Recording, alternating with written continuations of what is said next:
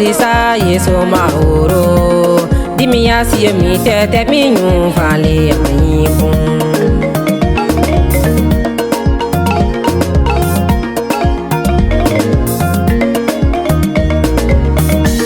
Yesu Krista zenya lumibe ahwa nema yodebe nise Yesu ahwa Krista Yesu ahwa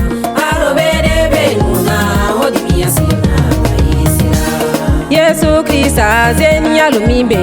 ahotinyawa hodimia wena chulu wa Yesu wa ahotinyawa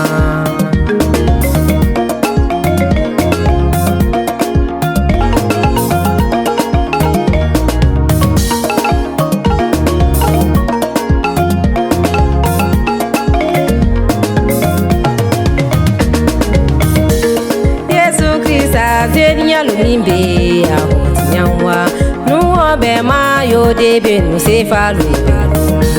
Yesu ahowa Krista Yesu ahowa arobedebe nuna hodimia sina bayisira hodimia ne wa mi ya Yesu awa isiro arobedebe nuna hodimia sina bayisira